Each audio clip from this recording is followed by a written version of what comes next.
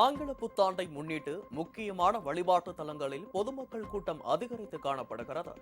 சிவகங்கை மாவட்டம் திருப்பத்தூர் அருகே உள்ள பிள்ளையார்பட்டி கற்பக விநாயகர் ஆலயத்தில் ஆங்கில புத்தாண்டை முன்னிட்டு மூலவர் தங்க கவசத்திலும் உற்சவர் வெள்ளி மூஷிக வாகனத்திலும் எழுந்தருளி பக்தர்களுக்கு அருள்பாலித்து வருகிறார்.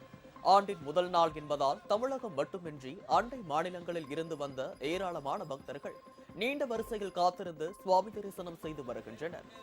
விழுப்புரம் வீரவாணியப்பன் ஆலயத்தில் புத்தாண்டை முன்னிட்டு கல்வி வேலை செழிக்க வேண்டி பொதுமக்கள் சிறப்பு வழிபாடு நடத்தப்பட்டது. இதில் சுற்றுவட்டார பகுதிகளைச் சேர்ந்த ஏராளமான பக்தர்கள் கலந்து கொண்டனர்.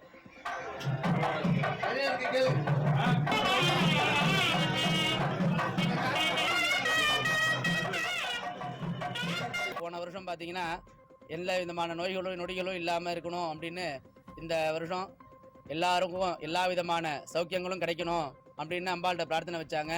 விழுப்புரத்தில் இருக்கக்கூடிய மக்கள் மட்டும் இல்லாமல் வெளி மாநிலங்கள், வெளி மாவட்டங்கள் மற்றும் வெளி மாநிலங்களிலிருந்து திரளான பக்தர்கள் பங்கு கொண்டாங்க. அம்பிகையினுடைய பரிபூர்ண திருவருள் எல்லாருக்கும் கிடைக்கணும் அப்படின்னு வேண்டிக்கிறோம். அனைவருக்கும் இனிய ஆங்கில புத்தாண்டு நல்வாழ்த்துக்களை தெரிவித்துக் கொள்கிறோம்.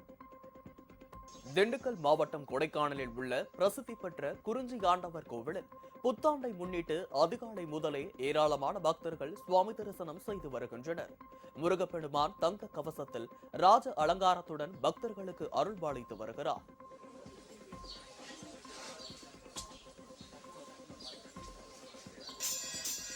கடலூர் மாவட்டம் கூத்துப்பாக்கம் பகுதியில் உள்ள ராகவேந்திரா மிருத்தகை பிருந்தாவனத்தில் ஆங்கில புத்தாண்டை முன்னிட்டு சுவாமி சிறப்பு மலர் அலங்காரத்தில் பக்தர்களுக்கு காட்சியளித்தார்.